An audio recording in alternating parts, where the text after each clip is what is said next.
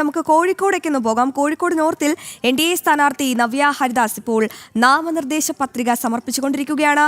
അവിടെ നിന്നും ഞങ്ങളുടെ പ്രതിനിധി അനഘ ചേരുന്നുണ്ട്. അനഘ, വയനാട് പ്രിയങ്ക ഗാന്ധിക്കെതിരെ ശക്തമായ പോരാട്ടം നയിച്ച വനിതയാണ് നവ്യ ഹരിദാസ്. അപ്പോൾ ഇനി നവ്യ കോഴിക്കോട് എത്തുമ്പോൾ ദേശീയ ശ്രദ്ധയെല്ലാം പിടിച്ചു പറ്റിയ ഒരു നേതാവ് കൂടിയാണ് നവ്യ ഹരിദാസ് എന്ന് പറയുന്നത്. കോഴിക്കോട് എന്തൊക്കെ കാര്യങ്ങളാകും നവ്യയ്ക്ക് ഗുണമാകുക? അശ്വതി, ഇപ്പോൾ നോർത്ത് നിയോജക മണ്ഡലത്തിലെ സ്ഥാനാർത്ഥിയായിട്ടുള്ള നവ്യ ഹരിദാസ് നാമനിർദ്ദേശ പത്രിക സമർപ്പിക്കുകയാണ്. അതിന്റെ നടപടിക്രമങ്ങളാണ് ഉള്ളിൽ നടന്നുകൊണ്ടിരിക്കുന്നത്. കോഴിക്കോട് സിവിൽ സ്റ്റേഷനിലാണ് നവ്യയുള്ളത്. നവ്യക്കൊപ്പം ഈ നാമനിർദ്ദേശ പത്രിക സമർപ്പണത്തിന് രാജസ്ഥാൻ ഉപമുഖ്യമന്ത്രിയായിട്ടുള്ള ഡോംപ്രേ ചന്ദ് ബർമ ഒപ്പം ഉണ്ട് എന്നുള്ളതാണ്. ഈ നവ്യ ഹരിദാസിനെ സംബന്ധിച്ച് പറയുകയാണെങ്കിൽ ഏറ്റവും അധികം കോഴിക്കോട് പ്രത്യേകിച്ചും ഏറ്റവും അധികം ആളുകൾക്കിടയിലേക്ക് ഇറങ്ങി പ്രവർത്തിച്ച ഒരു വനിതാ നേതാവ് കൂടിയാണ് എന്നുള്ളതാണ്. എല്ലാം കോഴിക്കോടിന്റെ മണ്ണിലുള്ള സകല പ്രശ്നങ്ങളിലും ഇടപെട്ടുകൊണ്ട് തന്റേതായ ഒരു ഇടം സൃഷ്ടിച്ചെടുക്കാൻ നവ്യ ഹരിദാസിന് കഴിഞ്ഞിട്ടുണ്ട്. ആ രീതിയിലുള്ള ഒരു ജനപിന്തുണ കൂടി നവ്യ ഹരിദാസിന് കോഴിക്കോട് ലഭിക്കുന്നുണ്ട്, പല ഘട്ടത്തിലും ലഭിച്ചിട്ടുണ്ട് എന്നുള്ളതാണ്. മാത്രമല്ല, ഈ നോർത്ത് മണ്ഡലത്തെ കുറിച്ച് പറയുകയാണെങ്കിൽ കോഴിക്കോട്ട് A ക്ലാസ് 13 മണ്ഡലങ്ങളാണ് കോഴിക്കോട് ജില്ലയിലുള്ളത്.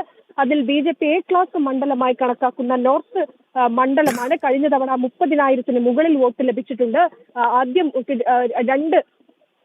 ഇതിനു മുമ്പുണ്ടായിരുന്ന വോട്ടിൽ നിന്ന് ഇരട്ടിയിലധികം പിന്നീടുണ്ടായ നിയമസഭാ തെരഞ്ഞെടുപ്പിൽ ലഭിച്ചിട്ടുണ്ട്. അങ്ങനെ ഓരോ ഘട്ടത്തിലും നടന്ന നിയമസഭാ തെരഞ്ഞെടുപ്പിൽ വലിയ മുന്നേറ്റം കാഴ്ചവെച്ച ഒരു മണ്ഡലം കൂടിയാണ് നോർത്ത് മണ്ഡലം. അതുകൊണ്ട് ഇക്കുറി ഈ 30,000 വോട്ട് എന്നത് ഇരട്ടിയായി ആകാനുള്ള സാധ്യതയുണ്ട്. അങ്ങനെയെങ്കിൽ ഇവിടെ ഈ BJP താമര വിരിയും എന്നതാണ് നോർത്ത് മണ്ഡലത്തിലെ എല്ലാവരുടെയും പ്രതീക്ഷ എന്നുള്ളത്. ഈ നവ്യയുടെ നാമനിർദ്ദേശ പത്രിക സമർപ്പണത്തിന് എത്തിയത് തന്നെ വനിതകൾ അടങ്ങുന്ന ഒരു വലിയ നിര വനിതകളും കുട്ടികളും അടങ്ങുന്ന ഒരു നിര നാമനിർദ്ദേശ പത്രിക സമർപ്പണത്തിന് നവ്യക്കൊപ്പം ഉണ്ടായിരുന്നു എന്നുള്ളതാണ്. നവ്യയുടെ എത്രത്തോളം സ്വാധീനം ചെലുത്താൻ അണികൾക്കിടയിലും പ്രവർത്തകർക്കിടയിലും സാധാരണക്കാർക്കിടയിലും എത്രത്തോളം സ്വാധീനം ചെലുത്തുന്നുണ്ട് എന്നതിന്റെ ഏറ്റവും ഉദാഹരണം കൂടിയായിരുന്നു നവ്യക്കൊപ്പം ഇന്ന് അണിനിരുന്ന ആ പ്രവർത്തകരുടെ ഒരു ആവേശം എന്നുള്ളതാണ്.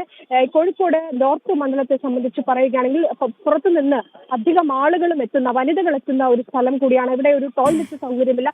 അങ്ങനെ അടിസ്ഥാനപരമായി യാതൊരുവിധ പ്രശ്നങ്ങൾക്കും പരിഹരിക്കാൻ ഇതുവരെ ഭരിച്ച CPM ആയിരുന്നു ആ മണ്ഡലം ഭരിച്ചിരുന്നത്. CPM-നെ കഴിഞ്ഞിട്ടില്ല എന്നത് കാര്യമുണ്ട്. അങ്ങനെ ഓരോ വിഷയങ്ങൾ ഇടപെട്ടുകൊണ്ട് ഓരോ വിഷയങ്ങളും കൃത്യമായി അഡ്രസ് ചെയ്തുകൊണ്ട് മുന്നോട്ട് പോകുന്ന ഒരു നേതാവ് കൂടിയാണ്. നിലവിൽ കാരപ്പറമ്പിലെ കൗൺസിലറാണ് നവ്യ. 2 തവണ കാരപ്പറമ്പ് മണ്ഡലത്തിൽ നിന്നുകൊണ്ട് ജയിച്ചു. ഇത്തവണയും കഴിഞ്ഞ തവണയും കാരപ്പറമ്പിലെ കൗൺസിലറായി ജയിച്ചിട്ടുണ്ട്. വലിയ ഭൂരിപക്ഷത്തോടെ. തീർച്ചയായും അനഘ, അത് തന്നെയാണ്. കോഴിക്കോട് എന്ന് പറയുന്നത് ഇടത് വലത് മുന്നണികളുടെ കുത്തകയായ മണ്ഡലമായിരുന്നു. പക്ഷേ ഇപ്രാവശ്യം നവ്യ അവിടെ എത്തുമ്പോൾ പലരും ഒന്ന് പതറുകയാണ്.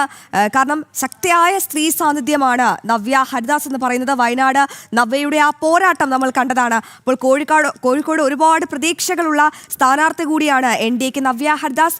നവ്യ അവിടെ എത്തുമ്പോൾ കോഴിക്കോടിന് ഇനി നവ്യ ആവേശമാണ്.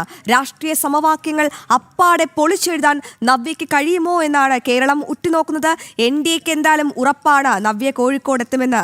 കോഴിക്കോട് നോർത്തിൽ ശക്തമായ ത്രികോണ മത്സരത്തിനാണ് ഇപ്രാവശ്യം ഈ 2026 നിയമസഭാ തെരഞ്ഞെടുപ്പ് സാക്ഷ്യം വഹിക്കാൻ ഒരുങ്ങുന്നത്. അനഘയാണ് കോഴിക്കോട് നിന്നും വിവരങ്ങൾ പങ്കുവച്ചത്.